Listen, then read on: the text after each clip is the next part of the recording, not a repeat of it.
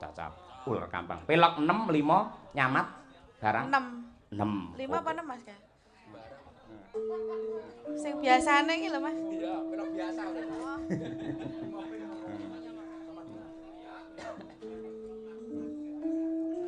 Ya, Mbak. Jarwa muda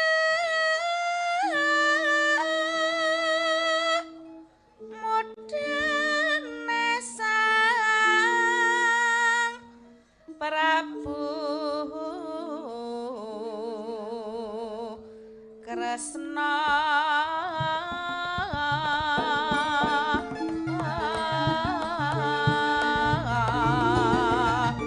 sae sae sae sae sae tatase aja lali lumas kowe ketang rayang nyambut nyambut gawe Rama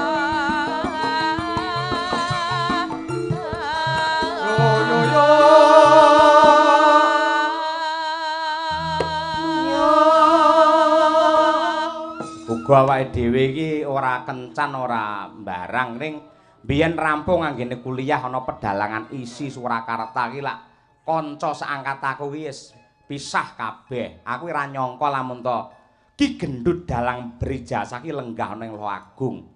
Sampeyan karo Gendut sik endi le ning kene isih Om Gendut no. Dhewe wis nang kene luwih dhisik dadi sing nyekal bakali kene malah Om Gendut ngono kuwi. Sing babat nang kene ya leluhur dek iki. Ha iya. Ning aja maidu lho. Penggerake kanca-kanca mung srawung ki Om Gendut kuwi temenanan. Sing piyayine bener-bener sepi ing pamrih, rame ing gawe pancen golek wong kaya ngono kuwi angel. Temenan ayo. Sepi ing job kan. Sepi ing pamrih. Ha iya sepi ing pamrih. Sepi job piye wingi agutusan dek ya ora leren pentas kok. Ha iya. Nanti gerok. Ha iya kaya ngono. Pokoke kanca-kanca mung srawung kudu tetep semangat aja kalah karo anak-anak carita budaya lho. Carita budaya ndenge Nabi Brahma kuwi leh kaya nabi wayangan tenan kok. Ha iya. Pokoke targete taun ngarep kudu iso nabi wayang semalam suntuk. Ha iya. Ngono. Kaya ngono kuwi. Iya, Monggo Mbak Sundari.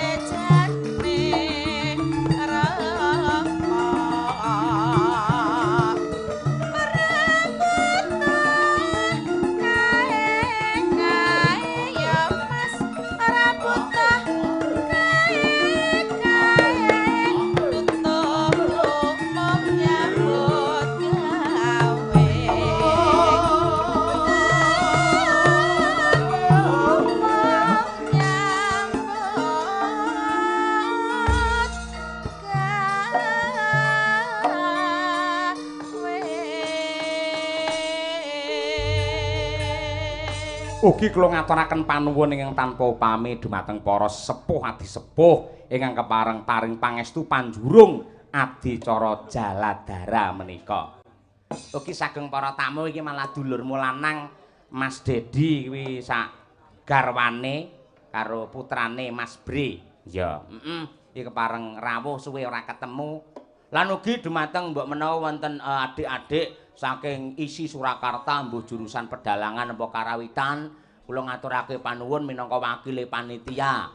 Ya, semono uga iki mung ana mahasiswa sing alumni isi Yogyakarta Mas Agung panjenengane mbiyen sing penelitian tentang garap gending Ki Cahya Kuntadi lakon Gatut Kaca Gandrung mbiyen panjenengan wis rampung, wis lulus dengan nilai yang sangat memuaskan, mula banjur kepareng rawuh ning Madangkara, intine ya berterima kasih karo awake dhewe. Wah iya, ngono ya, Gong. Ngono wis matur nuwun tanpa upama. Ya. Bu Kesi paring dawuh Bu Kesi, iki ya piyayine ya, Mbah, nang kene ya ibut ora umum. Nglatih karawitan, ayo sik nyepakne wedang, daharan. Wis tenan pokoke pol pokoke Bu Kesi wis. Aku sing tak goleki ngono Bu Kesi, piyayi kudu tanggap ing sasmita. Iki nek wong blumpuk ini kudu piye ngono kuwi. Ayo elok Bu Kesi. Paring dawuh. Nggih. Nggih, Pak Dalang. Nggih. Intinipun kula niku manggen teng Jaten iki sakniki ati kula pun tambah ayem. Seneng duwe sedulur kathah. Saya sakniki warga masyarakat kiwa tengenipun Loh Agung, Citra Estetika lan umumipun Jaten.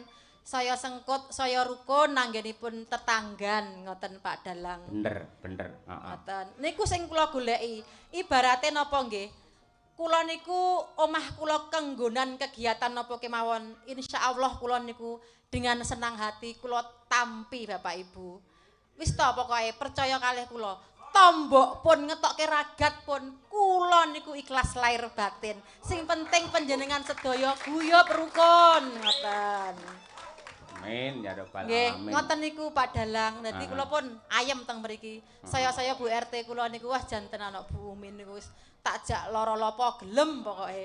Heeh. Matur nuwun lan sedaya ibu-ibu ingkang nyengkuyung karawitan putri, bapak-bapak ugi. Ngoten. Ning sampean tenan lho ya. Apa? Awake seiya sekata. Ning Jaten kene iki Maksudnya? ya bakal ngrungkepi kabudayan ning kene sampai tuwek ngono ya Pak ya. Wah, temenanan. Wis pokoke anggere kanca-kanca mung srawungi sik oke ya to. Heeh. Renek sing mati ya to. Aja ngono. Lho ora tegese paringi panjang umur, Om Gendut ya tansah sehat, ngene ade iki aman temenanan. Iki aku wingi wis telepon-teleponan karo sing duwe sawah iki lho. Napa nggih? Ning engko aja nganti kecekel makelar, larang ndak ora ya. Iki pokoke arep anggih pondok seni iki bakale engko insyaallah entuk pangestune sedaya para kadang. Wis tak sampene karo Om Gendut. Om, aku pengen gawe pondok seni iki piye? Oke, carane ngene. Piye? Omahmu kuwi engko mbrukno kabeh gitu. Terus kowe ngekoso. Malah kon ngekos ora. Ayo ngono kuwi. Wis sip pokoke. Lho, aku mbiyen karo Om Gendut mau ngomong, "Om, aku mung pengen duwe gapura nggih ciri khase lapangan Indraprastha. Aku yo duwe anggaran ning ra akeh. Piye carane gono piye?" Akhire dadi kuwi gapura kaya ngono kuwi. Iya, Pak. Temenanan. Sing masang lampu penekan ngono kuwi ya Gendut kuwi. Ha iya, wis temenanan. Piyayi kaya dewa janan. Ha iya. Kuwi Bathara Narada. Ha iya. Iya, yen ngono Om Gendut diaturi munggah panggung no. Iya, bar iku. Iya. Ora mung Om Harus. Gendut, ning Apa? perwakilan dari Mung Srawung. Nggih tambah kesel. Sesuk Oke. sik nyambut gawe neh lho Mung Srawung nggih. Lah iya. Menanan ngono Ndang kuwi. lek ngono sapa wae. Lipuren sik sak tembang sik. Oh, iya. Ngono kuwi. Nah, lipuren nggih tampa sayah, men kondusif ben iso nggih tampa kesel mergo lek keseli adate cepak emosine. Ha iya. Walaupun kemarin sedikit ada cekcok. Ha iya. Pokoke lek ana wong kesel aja sok maido tenan. Miring cangkemmu kuwi ngono kuwi. Lek wong kesel aja dipaido. Ha iya. Apane gon bunda-mboto tangan ngrokak-ngrokok ngali yo ae. Ha iya ngono kuwi. Ngalih, heeh. Mangan apa piye ngono. Ha iya. Napa Bu Kesi? Kula badhe nembang pelok barang. Wah iki. Sarung jagung. Wah iya. Ben awake dhewe iki anggene bebojoan lan mbangun bali wis ning Jaten iki tansah atut runtut ngono lho bapakmu. Ya, Ibarate yen aku duwe parian bengi iki Pakmu. Pengen ngrungokne parianku apa ora? Pengen. Nemen pengene. Lho tapi kudu iso jawab lho ya monggo. Iya. Dengarkan parikanku. Apa itu? Rungokke saya. Ya, siap. Buah manggis, manis rasanya. Cakep. Cakep. Bukes yang manis, Pak Cahyo tambah cinta. Aduh. Anakmu ning ndi anakmu yo? Oh, anak-anak turu kabeh. Hadi aku ra isin ngene iki. Iya, iya. Ya wah, tuwek tambah kemayu kaya ngene. Ora apa-apa, penyemangati hidup ya ngono kuwi Bu Kesi. Golek malah dina saya nglukru ngono malah aku malah kuwatir. Lah sampeyan sik semangat membara ngono kuwi aku iki malah atiku ya melu seneng, melu semangat, melu menyala. Lah iya, aku ya menyala banget lho abangku. Abang ijo lampune disco. Lho tenan lho Pak, aku ki saya tuwek ngene karo sampean nyawang sampean ki ora saya elek. Saya tuweke biasane nek saya elek. Ning nyawang sampean iki saya tuwek aku kok saya kasmaran ngono lho Pak. Padha karo aku. Aku iki lek karo guruku lek domonge, upamane ero wong wedok ayu, kowe langsung ndingkluka, mulya bar kuwi pandengen bojomu, methi batinmu methi ya Allah, isih ayu bojo kula. Ndingi tenan aku dolan nang nggen mitra swalayan iki lho. Pethuk karo wong wedok ayu setengah Cina ngono. Aku ya wah cantik tenan. Astagfirullahaladzim ndingkluk mulih golek sampean, tak pandeng sampean. Kok ayu Cinane mau ya. Oh, jahat. Enak dedi ya lho iki sinau. Boten ayu jenengan. Ya. Oh, ngantek ayu Cinane tak anak sampluk parut tenan. Bapak, anak-anakmu ki saka Caki Lover kuwi luar biasa. Iki engko kudu ditampilke, iki mau wis nyiapke sebuah lagu. Apa anak-anakku sih wae iki lucu lho cah loro iki. Sampeyan sik. Aku lek rung krungu swaramu wetengku luwe. Ayo ngono kuwi. Ben warak iki kudu krungu swaramu sik. Ya nyoba gamelanku coklat iki ya, suaraku. Nggih. Pelok barang. Ngangge bawa napa? Bawa no. Oke, siap. Iya to ora bawa. Ditekane adoh-adoh kok etan omah kok. Iya. Sapa iki bawane? Lamun arasa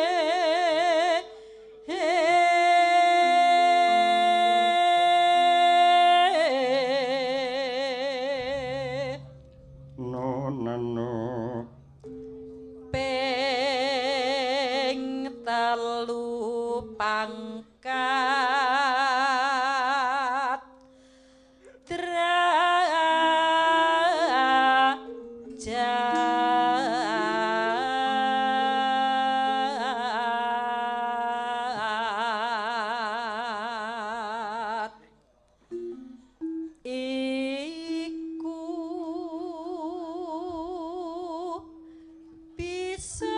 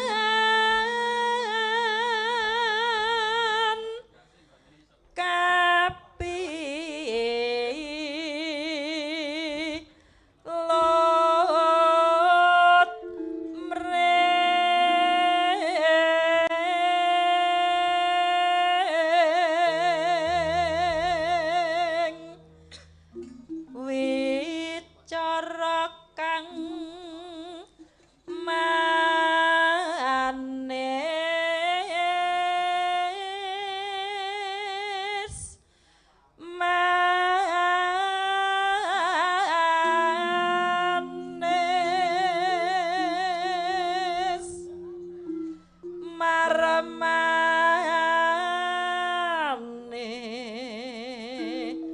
den prayitna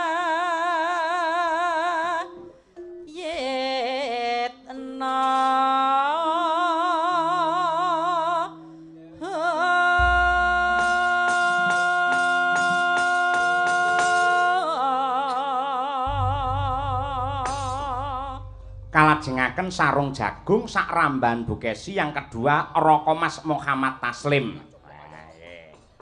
Monggo, yuk.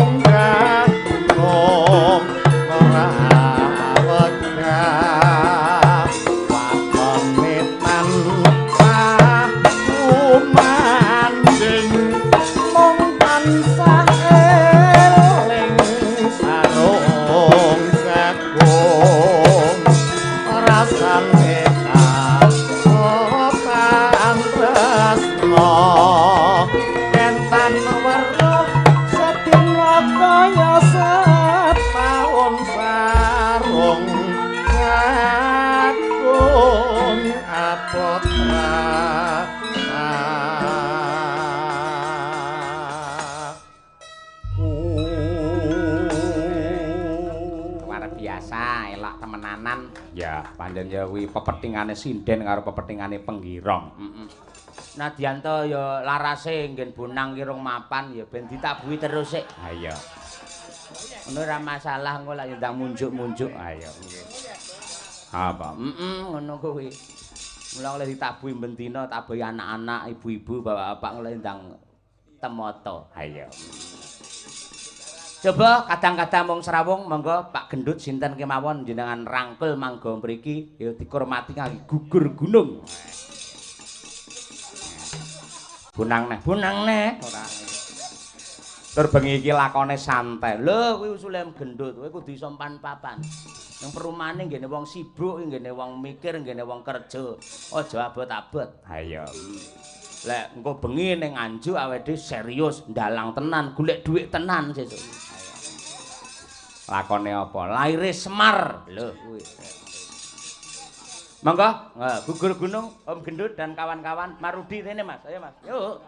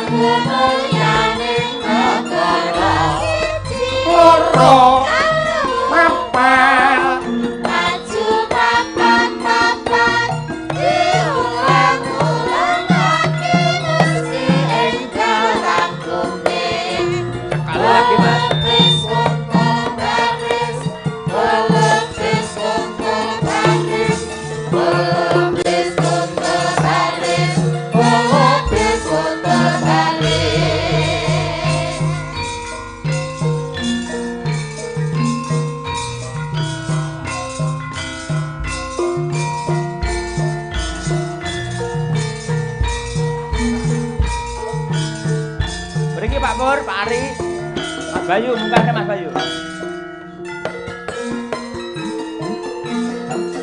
Ayo, ayo,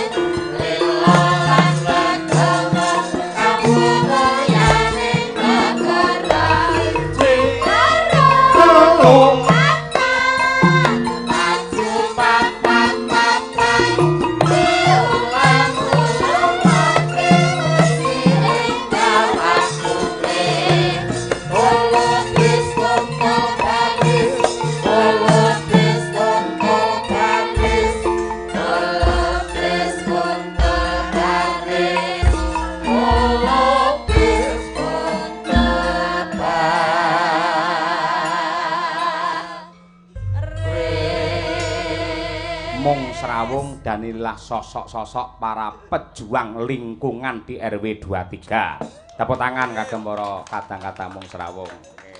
Niki Pak Gendut naminipun menika Pak RT kula Pak Surya nggih. Kalajengaken menika Pak Pur niku Bathara Banyu mergo tukang kocor-kocor nggih. Terus sinten Pak ngajenge Pak Hadi menika ngandhap terus Pak Ari ya menika Mas Bayu bagian listrik. Alhamdulillah ndingi wis kesetrum. Terus Mas Rudi niki wartawan niki. Wartawan menika lek Om Gendut Mayang pengenong dek alhamdulillah salah terus. Nika Pak Dodi tokoh agamis takmir masjid sing kersa nabuh gamelan kalajengaken nika Habib Yuda. Nggih. Monggo Om Gendut paring dawuh. Ha iki nggih. Jane tasih kathah napa anggota mung Srawung ten dalan nika sing ngamanke malah penontone tasih kathah. Ingkang jagi parkir, Mas Thomas, terus Mas Fajar, lajeng wonten Pak Hendro, Mas Bondan, lajeng bayane ora kesebut lagi. Ora. Nggih. Jan remen sangat niki Mas. Kalian napa bapak-bapak mung Serawung menika. Niki pun event yang kedua. Suran nggih kalih 17-an. Mugi-mugi tahun sing event iki ngapoki. Loh, aja nganti kapok. Tak digayung ngono ya. Loh, ben awake dhewe nek kancane kok. Oh. Ayo. Aja nganti kapok. Piye carane anggar lekas kapok jak madang ngono kuwi. Ayo. Sing penting larisa, heeh to. Heeh. Kowe laris. Sing remuk awakmu terusan ya. Oh, tenang wae. Sing penting nek ngono kuwi kan kowe Gus Dok-dok to kowe. Apa Gus Dok-dok? Lah kene anu bar mayang kan kowe ngampirke mie ngono kuwi dok-dok kae. Heeh. Wis do seneng ngene iki. Heeh. Aja nganti meneng suwe banget iki. Lah ngenteni awakmu kuwi kok ora nggih. Tak kira kan ngrungokke iki mau. Ora iki omong bareng. Nggih. Bareng. Kita malam ini menikmati apa yang kita perbuat selama ini. Wah. Menikmati yang beri kelir lho Pak. Heeh. Aku wis nikmat banget iki deparan kancane anggota baru kita. Sapa? Pak Andi. Wah, iya, iya anggota baru. Oke, cocok Wis ngono. tak leboki grup kok ning mburi ya nek. Enten. Enten. Ah, Monggo Pak Andi. Iya Pak Andi, mboten napa-napa Pak Andi ampun isin. Nggih. Ah, Pokoke mung Serawung iki wong kae bahane kopring kok gedhek, kudu rai gedhek. ora gedhek dasteng. Iya, ngono kuwi, nggih. Sing baku ki sing penting nek isih metu gok. Ah, kuwi berarti sik. Nek wingi kula mboten iso metu Pak. Lah ngapa? Lah nyumet udut to. Udute ris tunggal. Udute tak guwak sing tak go sang tak sumeti wadahe Pak. Oh. Jangan ra kok entek. Aku karo panitia ora dikeki ya Pak, padha wae. Kok paham niku? Mboten, mangke mawon nggih rokokan bareng nggih. Yen kula karo sak pak ya an padha wae. Nggih. Ah nika Pak Andi ya. Pak Andi, wah ini salah Lah satu ngeten iki lho kedua. Pak Andi. Mang ngeceklimik niku Pak. Sepelengan iki. Sepelengan iki wong loro. Pak Andi luar biasa lho. wingi Langsung ketampa mung Serawung. Liyane Langsung. dospek riyen. Lho, kanca-kanca mung Serawung urung nata debok, Pak Andi wis nata debok. Luar biasa. Saya bantu itu anu pohon pisangnya. Dadi kudune lak ngene iki ndelujur. Dek lek masa ngadeg kok. Lah ngindalang piye kuwi batinku? Ayo nggih. Luar biasa Pak Andi. Intine ngeyel kuwi mung Serawung. Ayo nggih. Si wonten Mas Yuyun Nur Paudalu Nggih. ki sing dalang tiban Ki sapa kae? ki Darsono Ketok iki. Wah. Iya. Si Darsono Ketok. Ayo. Apik tenan. Kuwi ketoke wis tau sinau mayang mung yo jogetan Tulungagung barang yo apal panjenengane. Mak Sular Dianto saking Tawangmangu nggih. Ya misine kita kan di kampung wayang iki kan 1 RT 1 dalang. Kita sudah menciptakan 2 dalang. Senajan to ya ming dalang tiban sangat apa? Gading. Oh iya. Kobong. Karpete kuwi sambatan aja diobong, Ndut, ngawut ae iki. Nek Agung Kudu lho iki. Ayo tera panggunge nek Agung Kudu. Iki Jan iki Bondan sing pengen munggah ngene iki Bondan. Nggih. ah, iya. Mas Bondan. Bondan nukel. Bondan nukel. Iya, dek lek ro sinden ngiler Bondan iki dadi. Ngefan kali Brigita, Pak. Heeh ta. Salah sasaran dia. Tunggale bayan. Iki mumpung anu Mas Yoyo. Nggih. Mumpung iki di live streaming karo Madangkara ya apa Kunta di Channel. Kunta di Channel. Pengen mamerke kanca-kanca, jane pengen ngampirke kanca-kanca mung Serawung. Sing ngendang Yuda, heeh to. Engko Pak Surya ki nyelentem. Heeh Pak Pur ngethuk. Terus Pak Ari ki nyaron. Iku ora tambah kesel lho Pak. Ora iki hiburanku kanca-kanca. Oh ngoten. Kanca-kanca ki ngerti ketoke ra terhibur. Oh ngoten. Kok nek ngerti tabuhane mung Serawung, kuwi luar Wah, biasa. lah niki sing nonton hiburan malah kan ngibur iki. Dek iki capekane mereka kuwi urung kaya mung Serawung. Dereng. Urung. Berarti levelnya sik ngene berarti. Oh. Oke. Nek nganti pengenong tung da, tung tung tung tung tung tung tung tung. Ah wis Kuwi mung Serawung wis level. Capekane salah Marifat berarti. pisan. heeh. Ngimam ki yo tukang kae kan kurir. Kurir blangkon. Terus wah iki ngono Pak Andi Mas. Wah. Lah ngen balungan sapa sing wati engko? Lho, sing wati sapa ya? Ora ono. Ora sida ya wae ya. Ora sida. Ketoke kok do pucet arepan iki. Ayo. Rong bengi tak jak serangan pentas kuwi. Wah, gayane iki kaya yogamu ngono kae, Doan. Wah, ya Pak ya nganu nunggune nang ngarep gerbang ngono kuwi. Oh iya. Wah, wis kaya yoga nggawa Tas ngono kae. Teko rokoke pundi, Pak? Ngono ya. Monggo yogaku ora tau nakokne rokok monggo. Iki ning mbok iki kok angel wong-wong iki. Lah pentas Surabaya ini trimo rokok no, Pak. Pentas Surabaya trimo rokoke no diuyak sik. Rokoke endi? Ya iki piyai loro ki, Pak Gendut karo Pak Surya sing mbendunae yele-yelan ya piyan loro kuwi. Sing marai uripe mung Serawung ya wong loro kuwi. Wis don nabo ora? Ora, ampun. Ora wani. Ora wani, ora nggih. Manyar sewu wani ra? Wani iki napa Sing wani. anu lho. Manyar sewu sing 5 3 5 3 5 3 Mong nabuh, Pak. Enggak, Pak. Masuk ora iso Jawa. Notasine kudu Indonesia. Niki tukang pekinge niku wau kan Nggih. pas ajeng kan munggah niku Dayak parkir. Oh. Pak Thomas. Nggih. Yang Dayak. Niku. Oh sing menguati iki sing peking kok ya. Nggih. Oh ya wis ra sida ning ngono. Sesuk. Jane tak wirang-wirangke ora gelem to, Don. Aku bahagia, bahagia aku nek iso mirang-mirangke kowe-kowe iki kabeh. Iki engko ndang anu bar to, bar kuwi ade jagongan kaya biasane. Heeh. Nah, iya. Bahas apa? Lho, mbuh sak bahas-bahase. Lan jaga gamelan iki lewat jaga lak ilang. Lho, sik to ya. Apa? Iki engko kan wingi kan rembugane ngene. Piye? Heeh to. Wah iki nganu iki dhewe iki kok sik ana tambah nganu Pak Pur. Kan bar rampung wayang iki. Wayang iki dikukuti. rampung. Heeh. Gamelane dikukuti. Kukuti. Kan sepi. Heeh. Ora nunggu gamelan. Tetep nunggu gamelan. Sing dikukuti ora kabeh. Lho, alat musiknya jaranan rambu kan kon ninggal kene. Oh, tetep tunggu kene Pak Kan Pur. pentas dhek. Saron kali ketuk. Saron karo kethuk. Dadi esuk Pak Pur men jaga saron karo kethuk kuwi tok ora. Iya, nggih. Kobong, Pak. Nggih, nggih. Enten sing badhe paring dawuh maneh, nggo Pak Rudi. Monggo Pak Rudi. Ya, Pak Dodi, Pak Andi. Pak Andi. Pak Bayu. Ini enggak banyak ngomong semua, banyak kerja semua ini anak-anak ini luar biasa. Biasa. Pak Bayu gimana listriknya aman? Listriknya jeblok Pak tek di bawah. Jeblok. Nggih Pak. Alhamdulillah ra Nggih. apa-apa. Disele kae teng ngarepane to. Nggih niku Pak. Nggih, engko gregeten tak uyuane pisan. Nggih, lah inilah sosok-sosok mung Serawung yang ada di RW 23 sing nyatane iso wah kaya ngimpi iso gawe acara sing apike kaya ngene iki. Yes pancen yes luar biasa, semoga-moga iso awet, kabeh dipun paringi sehat, rezekine murah, lan tansah guyub rukun bebarengan mbangun desa. Amin. Terus ngene tok. Nah iya to. Pun berarti. Lah pun dikeploki. Ora sapa sing ngusir jenengan nganti bar ning kene ra apa-apa kok. Nggih. Dhewe iki menang nang kene. Ayo, bawa yut. Ayo. Bawa yut. Ayo. Bon apa, Pak? Bebas. Ayo. Wah, Rada dhuwur men ke syuting. Men wong tuamu neng kono ngerti. Wah anakku ki seniman.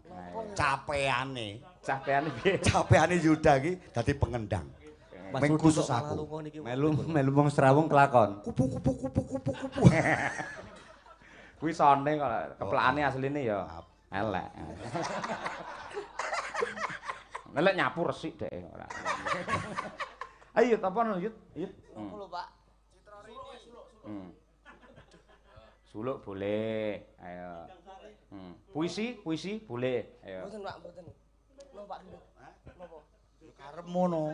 Kok ndadak tekon aku ora nglatih tekan kuwi kok. Apa ngono lah? Wah, kula apale maca pat materi kampus niku, Pak. Lah kuwi sing digoleki kuwi malan ora. Pangkur. Nah, oke.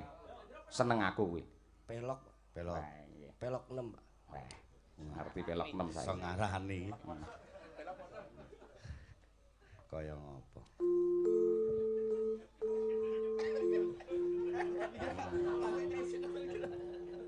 Ampun lho, Pak, ini dritik es dulu nih.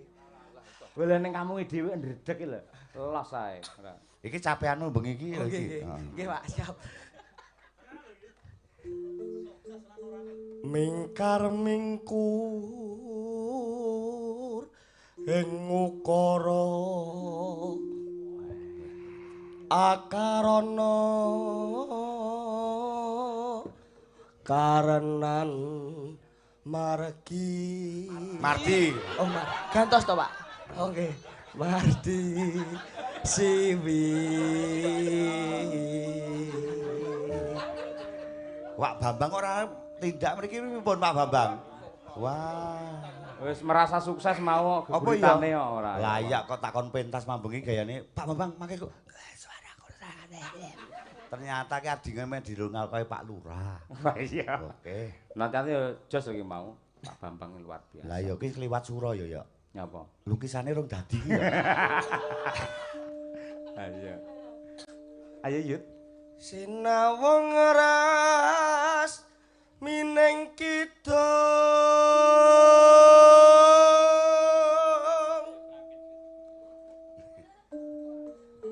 Sinoba Sinukarata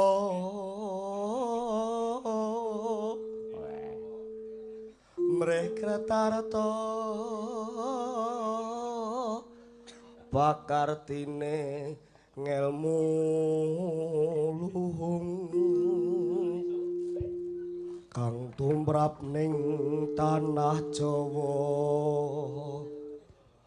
agama ageming haji Elok, luar biasa. Tepuk tangan untuk Mas Yuda. Amin. Ngono kuwi. Nuwun, Pak. Iki apa bawa mung srawung kan esuk talu materine. Nah. Heeh to. Ha iki esuk sura iso nabuhi kowe. Tengnya sing, Pak. Iya no. Iso. Kowe mayang. Wis dadi tenan. Siap. Lakone Gondomono Sayembara. Derek kula, Pak. Heeh. Nek sing entuk Sengkuni dadi. Sangkit oleh. Lah Yud aku melu berbes milih. Ya biasane nang kamar mandi wae megur. Tak lelo dung. Lagi iso pangkur kene elok luar biasa. Iya elok. Iki ya mahasiswa pedalangan ya, Mas Yuda iki. Heeh, hampir lulus menika. Hampir. Skripsi. Ayo. Hampir. Amin. Ning pemikirannya luar biasa. Kutu buku deh. Ayo, kutu buku deh. Bukune pirang-pirang. Nek ra diwaca nggih bantalan turu. Bantalan. Apa-apa duwe kuwi tenan aku sosok takone ning Yuda, buku apa iki duwe ora kuwi. Nek mlebu gudang kae posisine kaya Superman kae wis jelas kae. Karo ngraji angin kae. Wis. Niku Lah saiki dhek rawani ngorok. Ra pede, kalah karo kuwi. wah niku Herle, Pak. Meratap kula. Hok. Lah iki tunggale ra melu ki adine. Sapa? Lho, Lars Wah, Larso wis dadi pengusaha saiki ora ngerti piye ora. Pengusaha bakso, Pak. Ya Nang syukur. Madura kono, andur remak dhek sana. Lah ya direwangi dodolan bakso ning Madura ya kaya ngono kuwi. Nek aku delok nang mau teko kaduan, wah kelir kula apik tenan. Kowe ra mbok sebut niki piye to? Iki mau lagi arep tak sebutne iki mau luar biasa. Iki mongko lakone dudu garap sabet lho parandene piye carane gen iso utuh teko dhuwur ngono. Ha iya. Perjuangan mongko wis ora yakin iki ra kenek iki. Saklir sandusak nggih wayang kulit ora kenek. Ning perjuangan seorang gendut dibantu oleh Mas Yuda. Nyatane alhamdulillah. Wani korban iki bolong kabeh iki kaine. Iya. Sing penting orang ngusung abot tenan kelirmu kuwi wis ra manusiawi. Abot.